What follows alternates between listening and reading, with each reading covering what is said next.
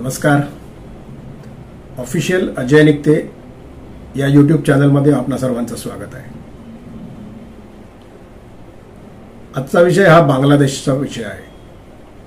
काल बांगलादेशमध्ये जे अभूतपूर्व अराजक निर्माण झाले त्या संदर्भात मी आज आपणाशी बोलणार आहे. या अराजकतेचे कारण हे सरकारी नोकऱ्यांमधलं आरक्षण असं जरी दाखवलं गेलं असलं, असं जरी बिंबवलं जात असलं, तरी ते खरोखरच तसं आहे का? काही दिवसांपूर्वी बांगलादेशच्या आता माजी पंतप्रधान म्हणायला हवं शेख हसीना यांनी आंदोलनकर्त्यांचा उल्लेख रझाकार असा केला होता. रझाकार म्हणजे पाकिस्तानी लष्कराला मदत करणारे किंवा पाकिस्तानी लष्कर म्हणजे रझाकार असं त्यांच्या इथे मानलं जातं. आंदोलनकर्त्यांना हे काही पटलं नाही. त्यांच्या संतापाचा उद्रेक झाला. त्यांना निमित्तच पाहिजे होतं. त्यांच्या मागण्या या सरळ सोप्या आणि सरधोपट आहेत. त्यांचं म्हणणं असं आहे की मेरिटवरती आरक्षण दिलं जावं. मेरिटवरती आरक्षण दिलं जावंच, पण ज्यांनी बांगलादेश स्वतंत्र होताना आपल्या प्राणांची आहुती दिलेली आहे अशा लष्करातल्या जवानांच्या कुटुंबियांना आरक्षण मिळू नये अशी त्यांची मागणी आहे. आणि त्यामुळे हे आंदोलन गेले काही महिने वर्ष बांगलादेशमध्ये पेटलेलं आहे. काल त्याचा उद्रेक झाला. पण हे उद्रेक होण्यामागचं कारण किंवा काल रस्त्यावरती जो लाखोंच्या संख्येने जमाव उतरला होता त्याच्या मागे केवळ आरक्षण हा विषय नाही, हे निश्चित. त्याच्या मागचे विषय हे फार वेगळे आहेत. आंतरराष्ट्रीय राजकारण हे त्यामागचं मूळ कारण आहे आणि तेच आपल्या देशाला, भारताला अत्यंत घातक आहे. बाह्यांतर्गत सुरक्षा, आपल्या देशाची म्हणजे भारताची बाह्यांतर्गत सुरक्षा हा माझा अत्यंत आवडीचा विषय राहिलेला आहे. त्यामुळे मी कालच्या बांगलादेशच्या अराजकतेकडे वेगळ्या नजरेने बघतो. आरक्षणाचं आंदोलन आहेच, होतच, पण ते निमित्त होतं असं मला कालच्या घटनांकडे बघून वाटतं. कालचा उद्रेक हा एका लिहिलेल्या स्क्रिप्टचा भाग आहे असं माझं स्वतःचं मत आहे. कसं ते आता आपण तुमच्याशी बोलतोच. म्हणजे मी तब्बल 4000 किलोमीटरची सीमा आपल्यात आणि बांगलादेशमध्ये आहे. आणि या सीमेतनं किंवा या सीमेच्या पार किंवा आर पार मोठ्या प्रमाणावर घुसखोरी ही गेली कित्येक वर्ष चालू होती.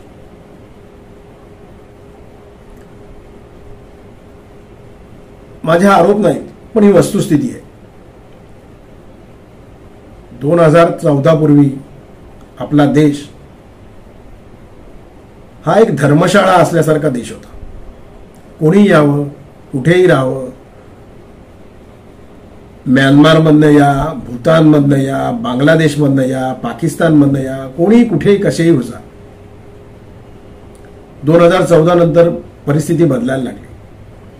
पुन्हा एकदा सांगतो, 2014 पूर्वीच्या सरकारवरती टीका करण्याचा हा उद्देश नाही, पण 2014 नंतर बाह्यांतर्गत सुरक्षेमध्ये जो बदल झालाय त्याचं कौतुक हे निश्चित करायलाच पाहिजे. आता पुन्हा तेच घडणार आहे.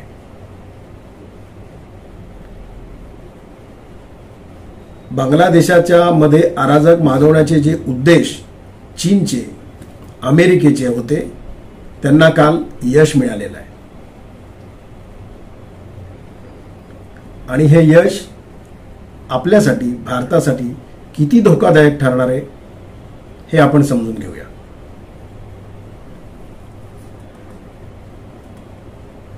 काही गोष्टी, काही मुद्दे मी मुद्दाम अनेकांशी चर्चा करून लिहून काढलेले आहेत. राष्ट्रीय सुरक्षेचा विषय आहे, नाजूक विषय आहे, बोलताना गफलत होऊ नये त्यासाठी मुद्दामून हे मुद्दे मी लिहून काढलेले आहेत. कालचा दिवस आणि आजचा दिवस या सर्व लोकांशी चर्चा करण्याचाच माझा गेला. बघूया. हे आंदोलन पेटतं ठेवण्याचं काम 2 राष्ट्रांनी आणि एका संस्थेने हेतुपुरस्सर केलेलं आहे. 2 राष्ट्र म्हणजे एक चीन, दुसरी अमेरिका आणि एक संस्था म्हणजे पाकिस्तान पुरस्कृत ISI. मी 2 राष्ट्र याच्यासाठी म्हणालो, पाकिस्तानचा उल्लेख मी राष्ट्र म्हणून केलाच नाही, त्यांचं काही अस्तित्वच नाही म्हणून मी केला नाही. पण पाकिस्तान पुरस्कृत ISIचं अस्तित्व मात्र निश्चित आहे.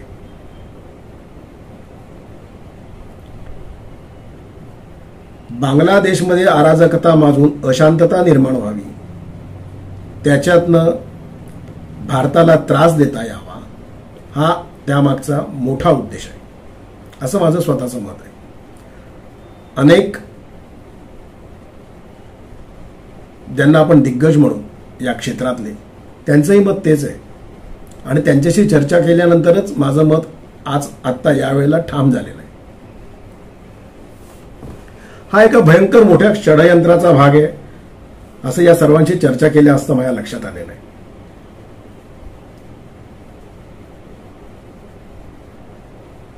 षडयंत्र याच्यासाठी एका बाजूने पाकिस्तान आपल्या कुरापती सुरूच ठेवलेल्या आहेत. पाकिस्तानी म्हणजे पाकिस्तानचं लष्कर पण आणि पाकिस्तान पुरस्कृत जेवढ्या यंत्रणा आहेत त्यांच्या ISI पासून जमाते इस्लाम, नंतर कुठली तहरीके तालिबान, या सर्वांचे उद्देश तेच आहेत. त्यांनी काश्मीर पेट्टा ठेवलाय, काश्मीर धुमस्ता ठेवलाय, 370 कलम उठल्यानंतर देखील हल्ले हे सुरूच आहेत. एका साईडचा पाकिस्तानला आपण नेस्तनाबूत करण्याचे प्रयत्न करत असताना आता दुसऱ्या बाजूला दुसरा पाकिस्तान निर्माण होईल की काय अशी भीती निर्माण झालेली आहे बांगलादेशच्या रूपाने. अर्थात आपल्या राष्ट्रीय सुरक्षा यंत्रणा अत्यंत तत्पर आहेत, सक्षम आहेत, त्याबद्दल वाद नाही. गेल्या 8-10 वर्षामध्ये आपण अनेक गोष्टींवरती नियंत्रण मिळवलंय, त्याबद्दलही दुमत असण्याचं कारण नाही.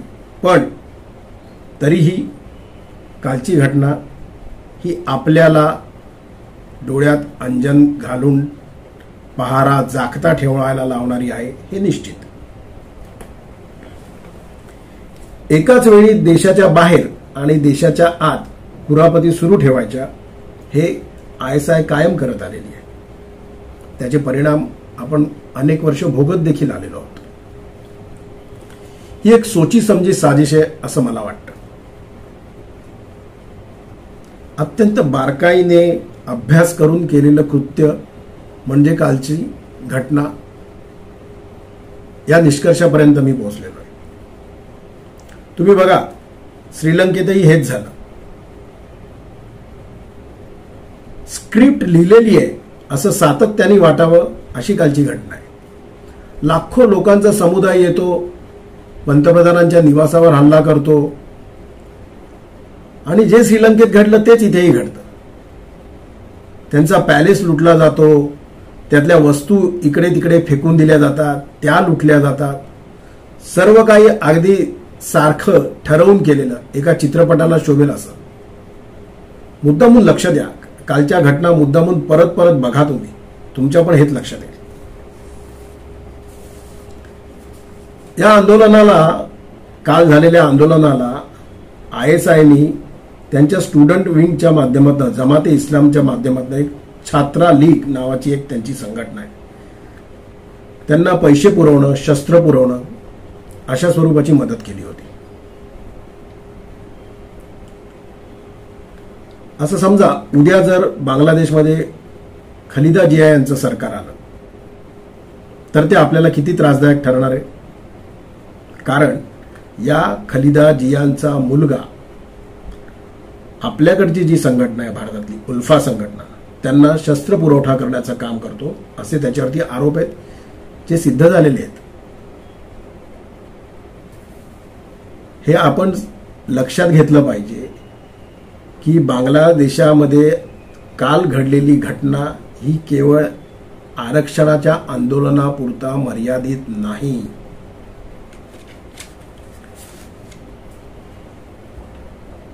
जमाते इस्लाम आणि तहरीके तालिबान पाकिस्तान या दोन संघटना अत्यंत मोठ्या प्रमाणावरती कार्यरत आहेत.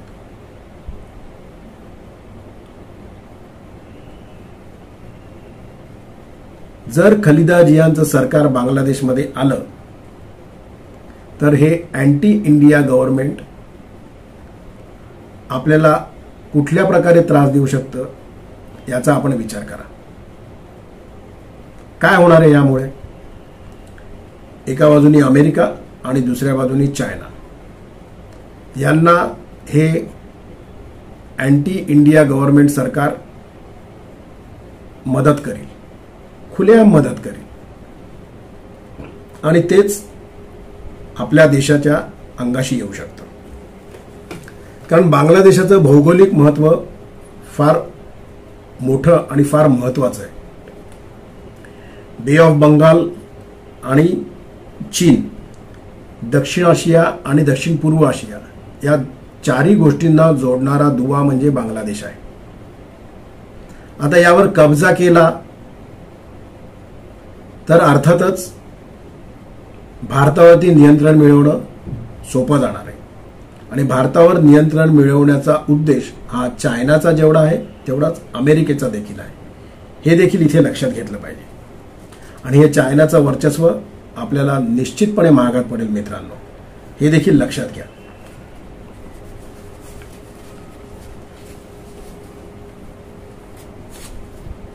आणखीन काही गोष्टी मी आज दिवसभरात चर्चा केल्या. सुरक्षेच्या संदर्भात जी लोक काम करत आहेत त्यांच्याशी तेव्हा माझ्या लक्षात आल्या.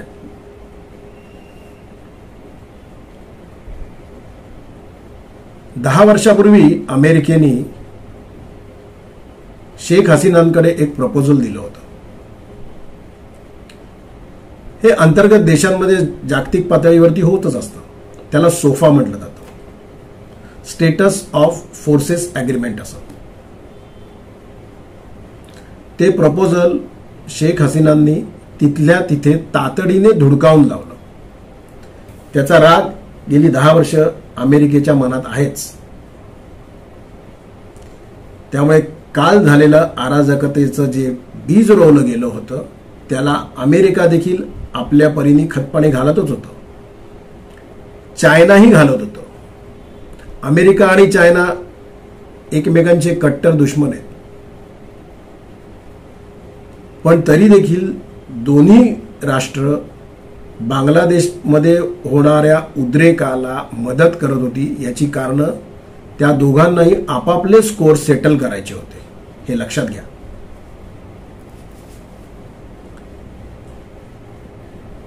चायना आणि पाकिस्तानचा माफ करा चायना आणि अमेरिकेचा उद्देश असा आहे की त्यांना बांगलादेशची मदत घेऊन किंवा बांगलादेशच्या भूमीवरती आणि बांगलादेशच्या बाजूला असणाऱ्या बे ऑफ बंगालमध्ये आपले पोर्ट्स उभे करायचे. हे पोर्ट्स का उभे करायचे? कारण त्यांना तिथे न्यूक्लिअर वेसल्स आणायचे आहेत. न्यूक्लिअर वेसल्सनी काय होणार? भारतावरती कंट्रोल ठेवणं अतिशय सोपं, अतिशय सहज घडणार. भारताला जागतिक पातळीवरती कुठल्याही मुद्द्यांवरती पिछाडीवर ढकलण्यासाठी या न्यूक्लिअर वेसल्सच्या पार्किंगचा उपयोग अमेरिका आणि चायना हे दोघंही करू इच्छितात. त्यामुळे बांगलादेशची ही भौगोलिक महत्त्वता लक्षात घेता अमेरिका आणि चायना या दोघांचाही उद्देश असा आहे की जास्तीत जास्त प्रमाणात बांगलादेशवरती आपलं वर्चस्व ठेवावं.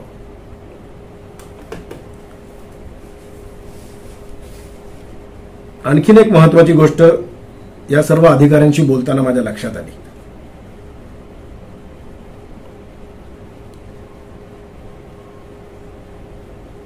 कालची अराजकता निर्माण होण्यासाठी किंवा काल जे उतरलेली लाखोंचा जनसमुदाय होता त्यामध्ये जिहादी संघटनांनी फार मोठ्या प्रमाणावरती रोल बजावला आहे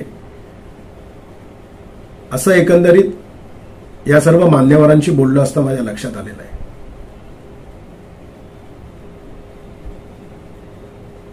या जिहादी संघटनांचा उद्देश काय आहे? उद्देश एकच, भारतात अशांतता निर्माण करायची.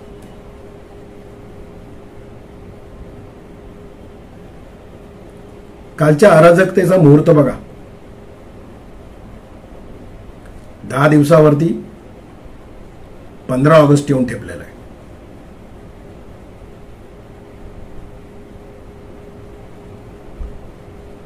आपल्या शेजारी राष्ट्र पाकिस्तानच्या कुरापती सुरू आहेत. आता बांगलादेश अराजकतेच्या उंबरठ्यावर नाही तर अराजकतेच्या घरातच आहे.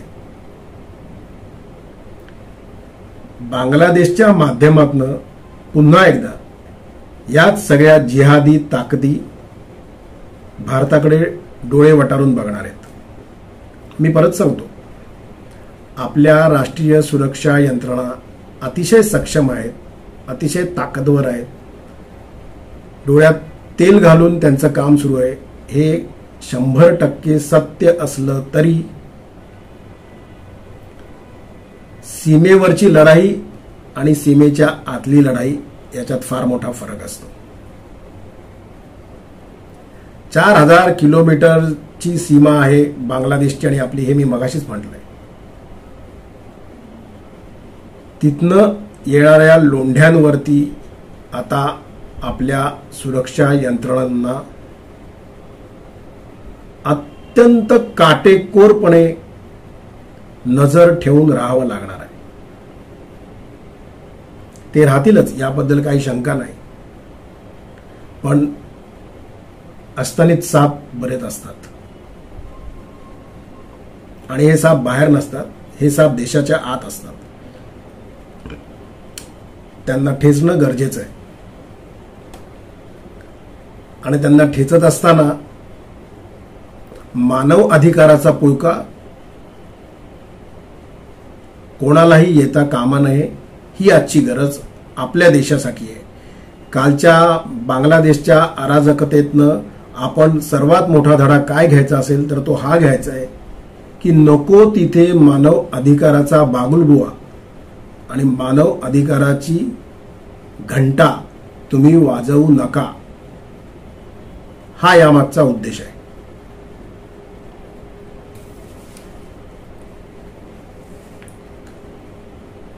एक लक्षात घ्या मित्रांनो,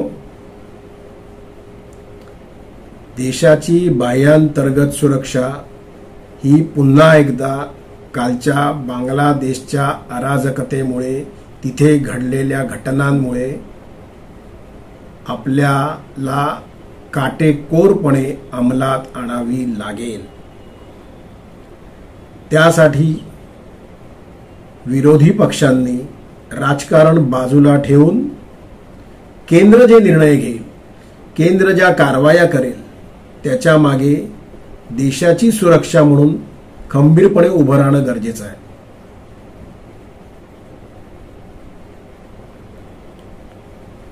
एक नागरिक म्हणून तुम्ही आम्ही देखील पक्षाच्या विचार, पक्षाचे जोडे बाजूला काढून केंद्र सरकार जे निर्णय घेईल त्याच्या मागे खंबीरपणे उभं राहिलं पाहिजे.